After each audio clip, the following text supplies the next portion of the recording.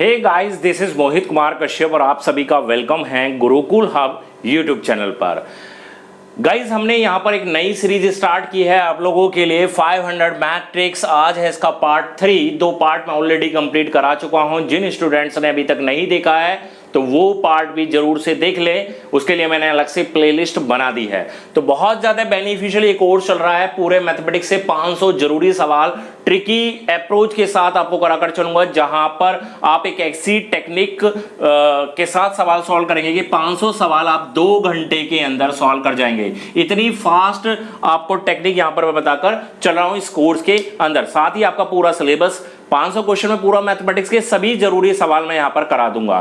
ठीक है, जो बच्चे नोट्स तैयार कर रहे हैं खुद के, वो नोट्स जरूर से तैयार करते रहें। एक एक क्वेश्चन को तैयार करते रहें। एक क्वेश्चन कीमती है, बस आपकी सपोर्ट चाहिए, आपकी हेल्प चाहिए, और वो है कि आप वीडियो को लाइक जरूर से करें और शेयर जरूर से करें सभी ग्रुप्स में, व्हाट्सएप ग्रुप में, ताकि बच्चे ज्यादा जुड़ें और हमारा मनोबल बढ़े, हमें मोटिवेशन मिले। ठीक है, तो चलिए शुरुआत करते हैं आज के क्वेश्चन की। और आज के क्वेश्चन है हमारे एलसीएम एचसीएफ से। ठीक है, जैसे आपने कहा था कि टॉपिक वाइज बताना है, तो बिल्कुल मैं टॉपिक वाइज ही आपको बता रहा हूं। तो एलसीएम एचसीएफ का पहला सवाल है कि वह न्यूनतम संख्या क्या है जिसे दुगना करने पर वह 12, 18, 21 या 30 से पूर्णतः विभाजित हो जाती है। तो न्यूनतम संख्या पूछिए बच्चों 12, 18, 21 और 30। तो इसका सबसे पहले आपको एलसीएम निकाल लेना। एलसीएम निकालना आपको सब जानते ही हैं, सब इतना मैथ पढ़े हुए हैं। 5वीं 6ठी क्लास में एलसीएम निकालना सिखा दिया जाता है। ठीक है, गुणनखंड विधि से आप इसका एलसीएम निकाल लेंगे।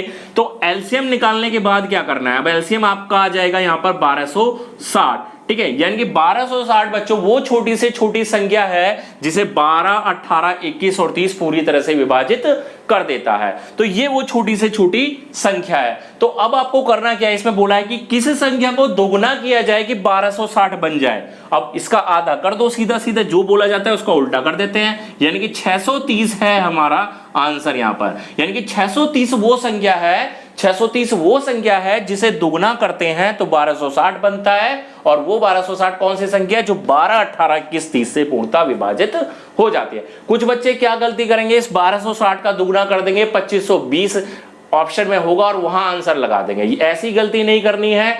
जो दुगना बोला है उसको आधा कर लेंगे। शेष बोला जाता है इस तरह के सवालों में घटाने के लिए होता है, लेकिन जोड़ देते हैं। जोड़ने के लिए बोला जाता है, घटा देते हैं। वैसे ही अगर यहां पर आपको गुणा करने के लिए बोला है, दुगना करने के लिए बोला है, तो उसका आधा करके 630 यहां पर राइट आंसर हमें मिल जाएगा। समझ में आ गया आपको ये सवाल। चलिए अगले प्रश्न पर चलते हैं, अगले सवाल पर चलते हैं, जरूरी सवाल पर चलते हैं। सवाल ये है कि 7 का न्यूनतम गुणांक क्या होगा। ठीक है, जिसमें 6, 9, 15 तथा 18 से भाग देने पर 4 शेष बचता है।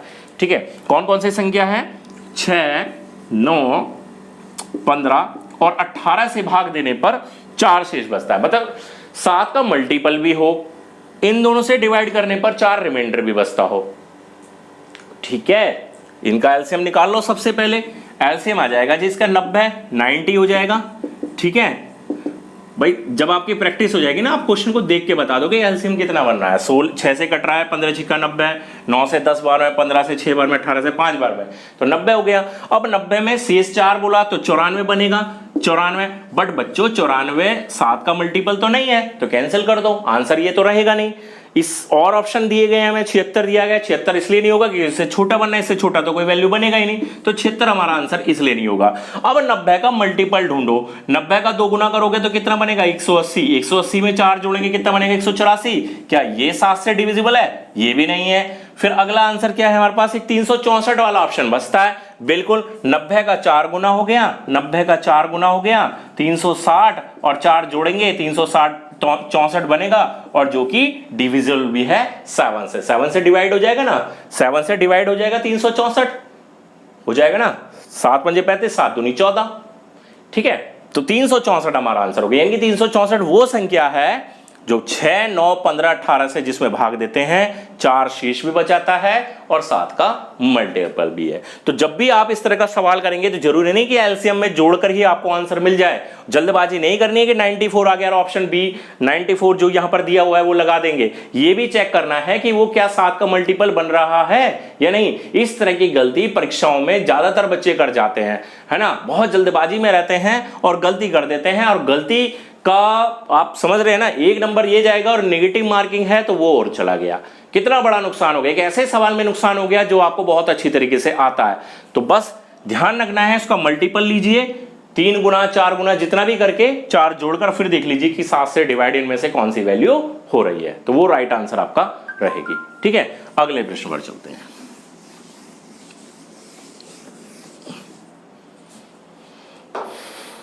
सवाल यह है कि वह न्यूनतम संख्या क्या है जिसमें 5, 10, 12 तथा 15 से भाग देने पर प्रत्येक स्थिति में 2 शेष बचता है, लेकिन 7 से भाग देने पर कोई शेष नहीं बचता।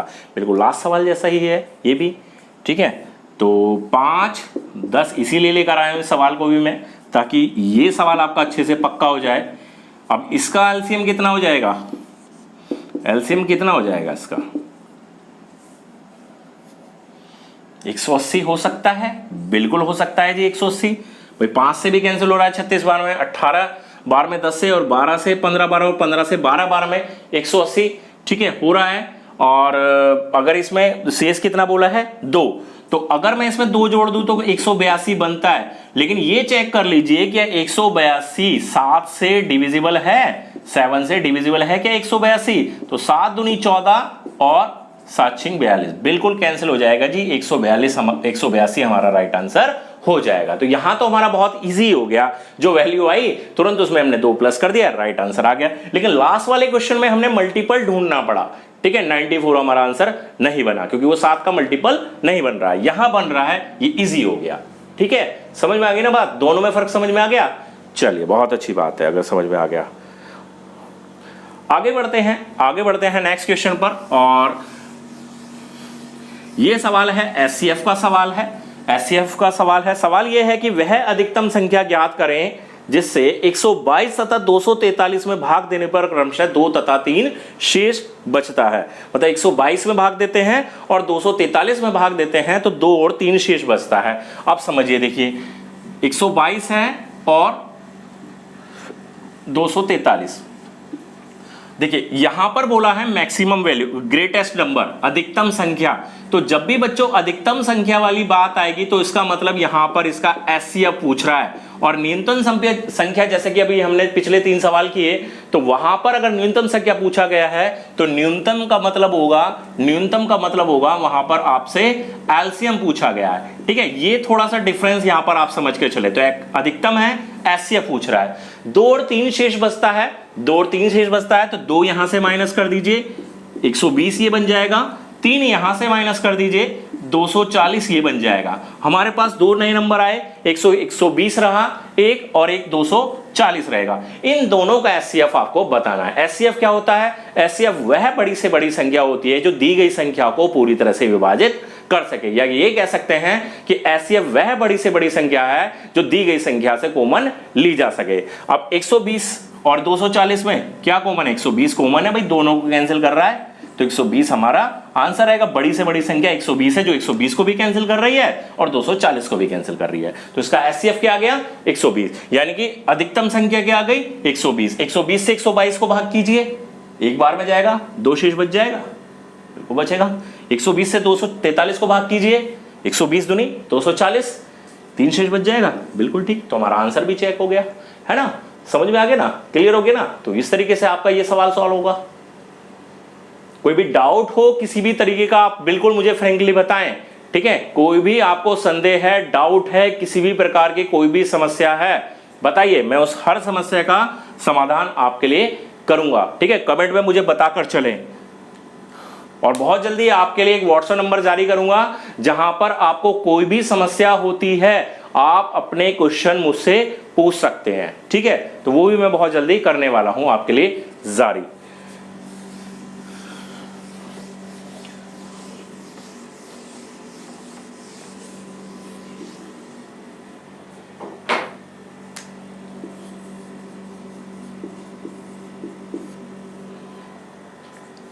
सवाल यह है, मान लिया जाए कि n वह अधिकतम संख्या है जिससे 1305, 4665 तथा 6905 को भाग देने पर प्रत्येक स्थिति में बराबर शेष बचता है, तो n संख्या के अंकों का योग ज्ञात कीजिए। तो n संख्या के अंकों का योग क्या होगा वो हमें यहां पर आप बताकर चलें। तो कौन कौन सी संख्या है? एक 1305 है, 4665 है और एक है 6905। ठीक है, ये हमारे पास 3 यूनिक नंबर।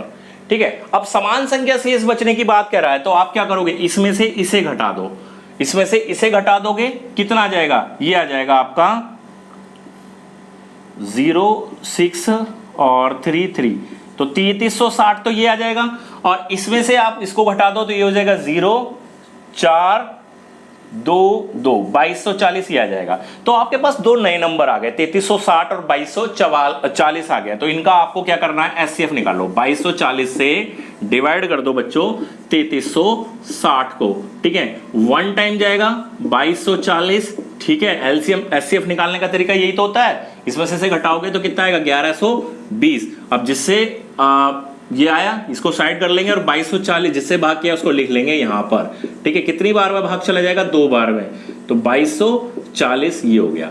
कितना हो गया, कैंसिल हो जाएगा पूरा पूरा, तो 1120 से पूरी तरह से विभाजित हो जाता है। तो इसका मतलब ये है कि इसका एचसीएफ कितना आ गया, एचसीएफ आ गया जी इसका 1120 आ गया। 1120 अगर एचसीएफ आ गया है, 1120 अगर एचसीएफ है तो एचसीएफ हमारा 1120 है। इसमें पूछा है कि उसके अंकों का योग क्या होगा, तो उनको सबको जोड़ो दो, 1 + 1 + 2 + 0 क्या हो जाएगा, 4 हमारा यहां पर राइट आंसर आएगा। इस क्वेश्चन का आंसर हमें कितना मिल जाएगा बच्चों, 4 हमें यहां पर राइट आंसर मिल जाएगा, जो कि हमसे सवाल पूछा गया। ठीक है, एक बार ध्यान दे क्या करना है, हमारे पास 3 नंबर है, 1305, 4665, 6905। तो 4665 में से 1305 माइनस करा हमने, 3360 आएगा। फिर 6905 में से 4665 हमने माइनस किया, 2240 आएगा। इन दोनों का आपने एचसीएफ निकाल लेना है। भागफल विधि से हमने एचसीएफ निकाला, 1120 आ गया। 1100 अगर एचसीएफ पूछता तो सिंपल 1120 हम बता देंगे। हमसे पूछा गया उसके अंकों का योग क्या होगा, तो उसके अंकों का योग 1 + 1, 2 + 0 हमने जोड़ दिया, तो 4 हमने आंसर इसका बता दिया, जो कि हमें ऑप्शन में विकल्प में दिया गया है। ठीक है, तो समझ में आया। तो ये थे 5 सवाल एलसीएम एचसीएफ के, बहुत जरूरी सवाल। देखिए सभी जरूरी सवाल करा रहा हूं इस क्लास में, जो इंपॉर्टेंट है एग्जाम की इंपोर्टेंस को ध्यान में रखते हुए सभी जरूरी सवाल कराकर चलो। और ये क्वेश्चन ऐसे हैं, ना केवल RRB NTPC, group D, ALP, कोई भी एग्जाम है रेलवे का, SSC CGL, SSC CHSL, CPO है, एमटीएस एग्जाम है, एसएससी जीडी एग्जाम है, एसएससी जेई का एग्जाम है। ठीक है, यूपीएसआई है, यूपी पुलिस कांस्टेबल है, पटवारी एग्जाम है। ठीक है, बीपीएससी, यूपी ट्रिपल एसएससी है, एचएसएससी है, कोई भी एग्जाम है जहां पर मैथमेटिक्स पूछी जाती है, उन सभी एग्जाम्स के लिए जरूरी हो जाती है। तो इस सीरीज के साथ जुड़े, जहां पर मैंने प्रण किया है आपको 500 मैथ्स ट्रिक्स कराने का। बहुत बेनिफिशियल ये कोर्स रहेगा। इस कोर्स के हर एक पार्ट के साथ जुड़े। आज तीसरा पार्ट यहां पर कंप्लीट कराया है। 1 by 1 आपको ये पार्ट कंप्लीट कराकर चलूंगा और बहुत जल्दी ये 500 ट्रिक्स आपको करा दूंगा। इनके नोट्स आप जरूर से तैयार करके चले। कोई भी समस्या आती है कमेंट में जरूर बताएं। बस आपसे एक सपोर्ट चाहिए, आपसे एक मोटिवेशन चाहिए, वो यही है कि आप वीडियो को लाइक जरूर करें। अपना लाइक एक बार कर सकते हैं, लेकिन अगर शेयर करेंगे तो बाकी बच्चे भी लाइक करेंगे, तो उससे हमें बहुत ज्यादा मोटिवेशन मिलेगा। तो बिल्कुल शेयर करें, अपने दोस्तों को बताएं कि एक नई सीरीज गुरुकुल हब वाले मोहित सर के द्वारा शुरू की गई है। ठीक है, तो चलिए, उम्मीद करते हैं आपको समझ में आ गई होंगी सारी चीजें। तो जो बच्चे नए हैं, जिन्होंने चैनल को सब्सक्राइब नहीं किया, चैनल को सब्सक्राइब भी कर लें, बेल आइकन ऑल ऑप्शन के साथ दबा दें ताकि आने वाली वीडियो का नोटिफिकेशन मिल जाए। चलिए मिलते हैं नेक्स्ट वीडियो के साथ, तब तक गुड बाय, थैंक यू।